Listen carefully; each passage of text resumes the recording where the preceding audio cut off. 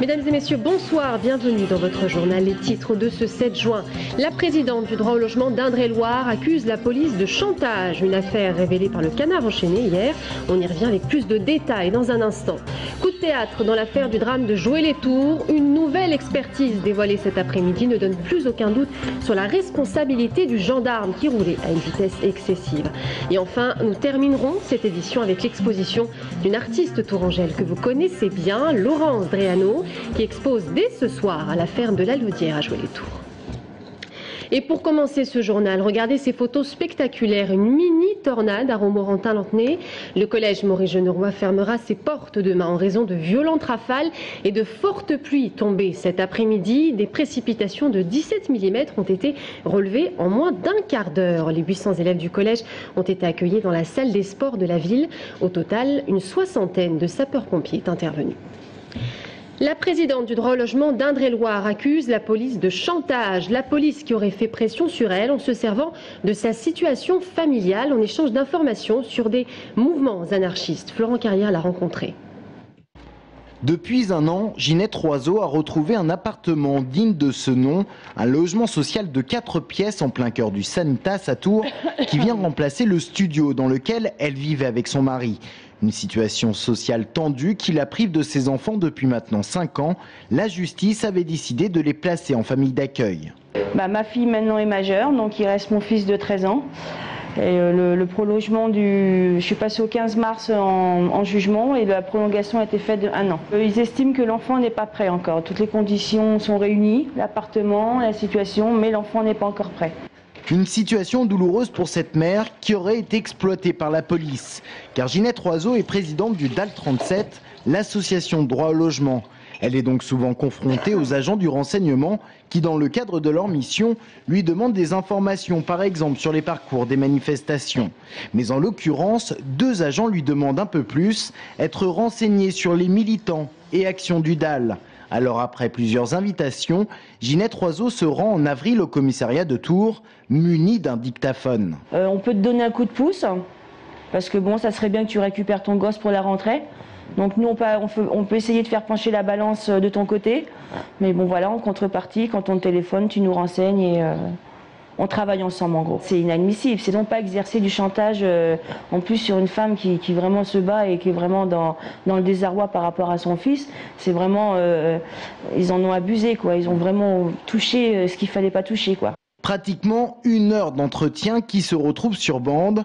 Ginette Roiseau donne aussitôt l'enregistrement à son avocat et le DAL se mobilise. En creux, ça veut dire quoi? Ça veut dire que si tu ne le fais pas, nous avons suffisamment de connaissances, de relations, de pouvoir pour empêcher que tu puisses le récupérer. Et c'est bien pour ça que nous lui avons dit, enregistre, récupère des preuves.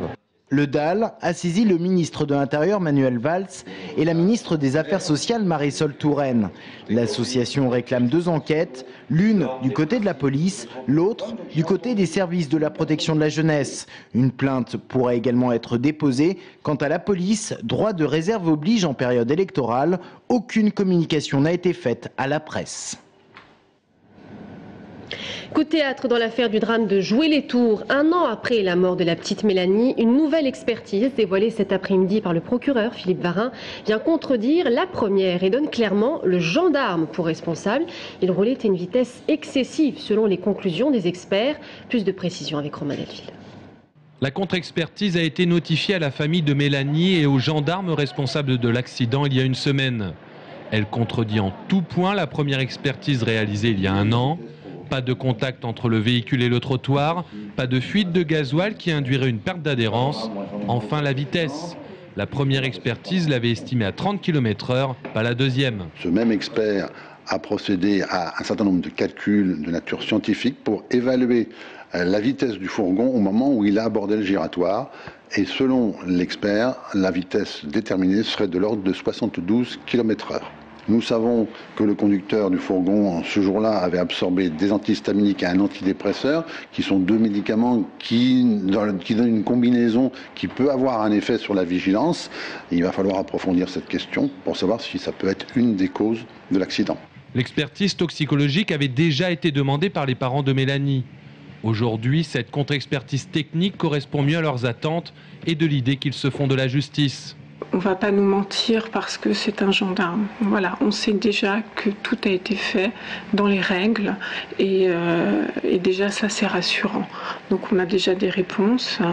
On sait que ce monsieur a menti sur sa conduite, sur les médicaments, sur beaucoup de choses.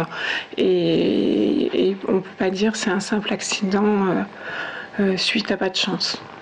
Le gendarme peut maintenant demander une nouvelle expertise technique ou ses avocats miser sur de telles contradictions. Christophe de Gruel, nommé conseiller ministériel. Le président d'Aglopolis est maire adjoint de Blois, délégué aux affaires culturelles et depuis le 21 mai, conseiller parlementaire au cabinet du ministère de l'Éducation nationale. Christophe de Gruel qui a déclaré « Ma priorité reste mon mandat local ». Il accompagnera le ministre dans le cadre de la grande loi d'orientation et de programmation de l'Éducation nationale qui sera présentée à la session parlementaire d'automne. Et puis J-3 avant le premier tour des élections législatives et les soutiens sont encore nombreux. Vincent Peillon, le ministre de l'Éducation nationale, sera ce soir à l'hôtel de Ville de Tours en soutien au député PS sortant Jean-Patrick Gilles sur la première circonscription d'Indre-et-Loire. À droite, Jean-François Copé, le patron de l'UMP, est attendu à l'Escale à Saint-Cyr demain. Les auto-entrepreneurs pointés du doigt en France. Ils sont 1 million à avoir choisi ce contrat pour exercer une activité professionnelle.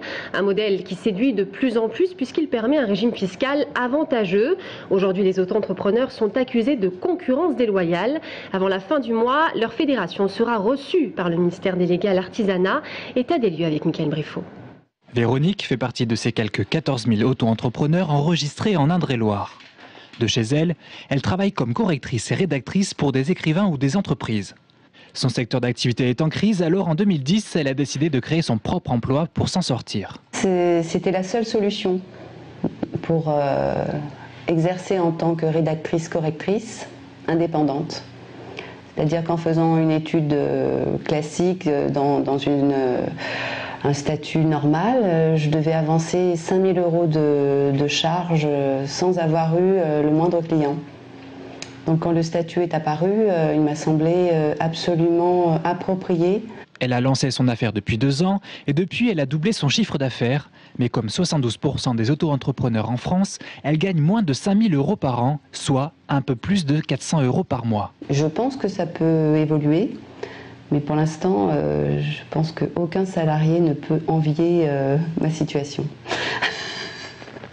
C'est absolument pas confortable. Mais je préfère ça que d'être exclu de la société et de ne pas avoir d'activité du tout. Sophie est à la tête d'une association d'auto-entrepreneurs. Et comme ses collègues, une possible réforme de ce statut d'entreprise l'inquiète. Parce que c'est un statut qui est quand même un régime plus qu'un statut, qui est très intéressant. Il a permis à beaucoup de personnes de sortir du chômage, sortir de la galère tout simplement, pour pouvoir s'essayer à créer une entreprise, pour pouvoir avoir un emploi tout simplement.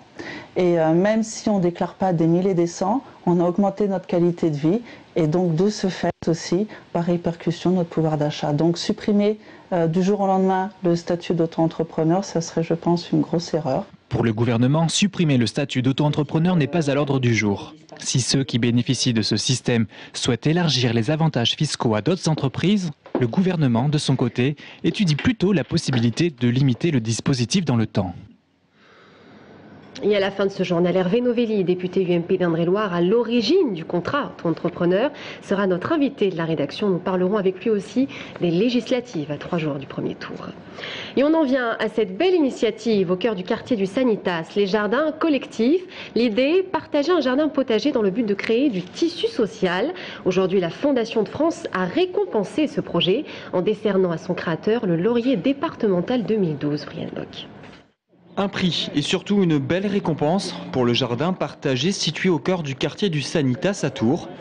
Quelque peu impressionné, Bernard Marot, président du comité régional de la Fondation de France, est venu sur place décerner un laurier. Ce projet qui s'appelle très joliment d'ailleurs Jardin partagé nous a paru exemplaire, qui nous a paru pouvoir être diffusé, repris par d'autres, que c'est une bonne idée.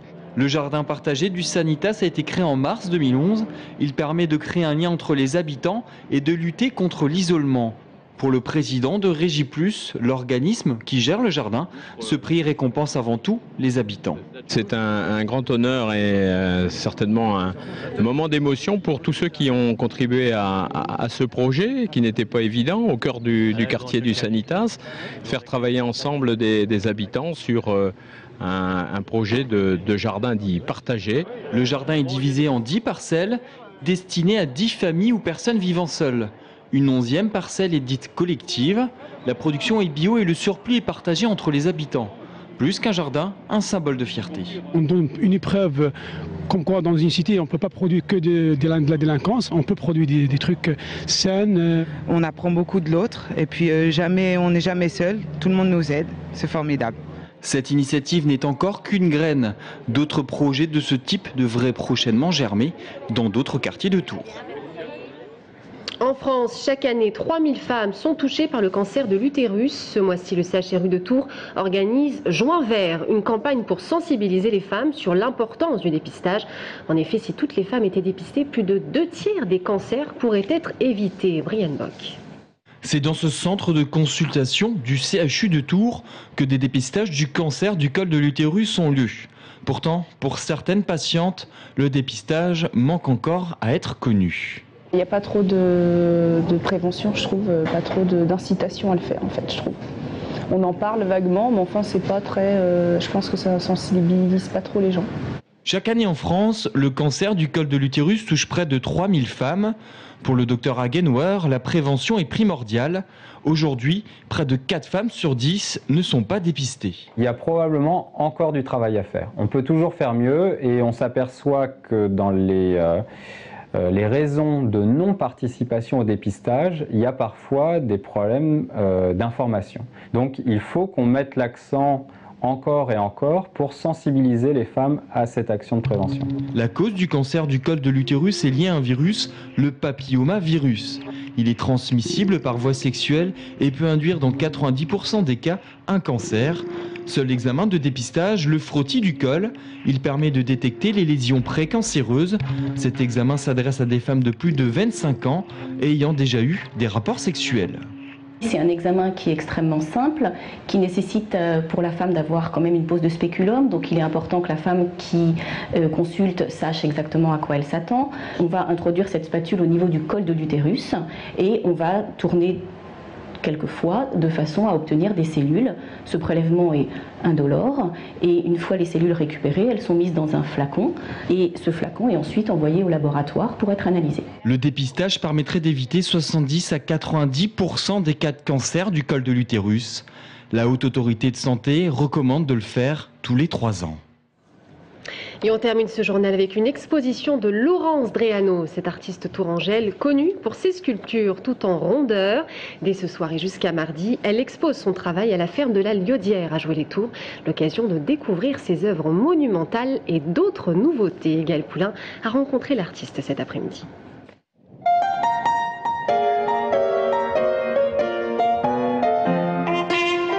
Quand Laurence Dréano investit la cour de la ferme de la Liaudière, elle se transforme en jardin du bonheur. Un bonheur puissance 10, tout en volupté, en couleurs et en poésie.